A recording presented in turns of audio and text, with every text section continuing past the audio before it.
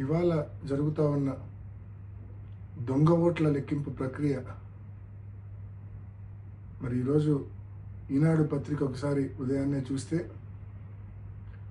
వారు రాసిన titles sub titles ఒకసారి చూస్తే ఉత్కంఠకు పడనున్న తెర అంట, నువ్వా నేనా అంట.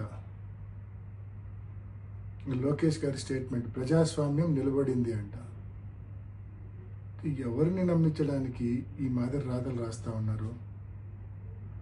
అసలు ఓటింగ్ జరిగింటే కదా అక్కడ మీరు ఈ మాదిరి రాతలు రాయాల్సింది. జరిగిందే దొంగ ఓటింగు, దానికి మళ్ళా ఉత్కంఠ, దానికి మళ్ళా నువ్వా నేనా, దానికి మళ్ళా ప్రజాస్వామ్యం నిలబడింది అంటే మీ ఉద్దేశము దొంగ ఓటింగ్ జరిగిందన్న విషయం పులివెందుల మండల ఓటర్లకో లేక ఎంతో వైఎస్ఆర్ కడప జిల్లాకు సంబంధించిన ప్రజలకో మాత్రమే తెలుసు, రాష్ట్రంలోని మిగతా జిల్లాల వాళ్ళకు తెలియదు కదా.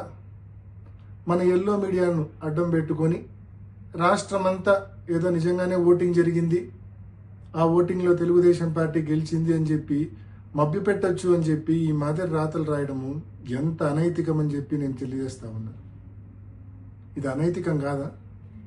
అనైతికల్ కాదా? ఇది దొంగ ఓటింగ్ జరిగిందన్న విషయం మొత్తం స్పష్టంగా అందరికీ అర్థమైంది.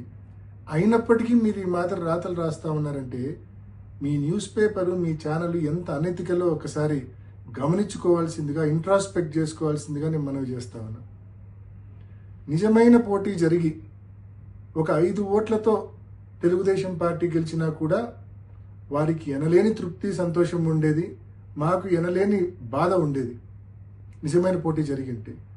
కానీ ఈ మాదిరి పోలీసుల సంపూర్ణ సహాయ సహకారాలతో వేలాది మంది తెలుగుదేశం పార్టీ కార్యకర్తలను ఈ 15 బూతుల దగ్గర పెట్టి, బూతులు ఎదురుగానే వాళ్ళని పెట్టి మా పోలింగ్ ఏజెంట్లు లోపలికి పోకుండా అడ్డుకొని ఏజెంట్ ఫారాలు చించి నిజమైన ఓటర్లు లోపలికి పోకుండా వాళ్ళ దగ్గర బలవంతంగా ఓటర్ స్లిప్పులు లాక్కొని లోపలికి వెళ్ళి దొంగ ఓట్లు వేసి మరి ఈ మాదిరి జరిగిన దాన్ని ఎలక్షన్ అంటారా?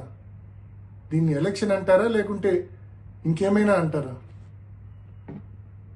మీరు గెలిచినామని చెప్పి మీరు అనుకోవాల్సిందే తప్ప ప్రజలు అనుకునే పరిస్థితే లేదు. ఎందుకంటే పాపం ప్రజలు ఓట్లు వేసింటే కదా మీరు గెలిచినామని కేవలం మీరు అనుకోవాల్సిందే. మీ దొంగ ఓటర్లు కూడా కనీసం మీరు గెలిచినారనుకోరు, ఎందుకంటే వాళ్ళతోనే మీరు దొంగ ఓట్లు వేయించారు కాబట్టి. పులివెందుల మండల ఓటర్లు అసలే అనుకోరు, ఎందుకంటే వాళ్ళతో ఓటే వేయించలేదు కాబట్టి ప్రతిపక్ష పార్టీకి సంబంధించిన పోలింగ్ ఏజెంట్లను లోనికి రానివ్వకుండా, అదేవిధంగా నిజమైన ఓటర్లను లోనికి రానివ్వకుండా చేసుకున్న దాన్ని పోలింగ్ అంటారా? ఓటింగ్ అంటారా? దీన్ని ఎలక్షన్ అంటారా? సో దీన్ని ఎలక్షన్ అంటారా లేదా అనే విషయాన్ని నేను మీ విజ్ఞతకే వదిలేస్తా ఉన్నా.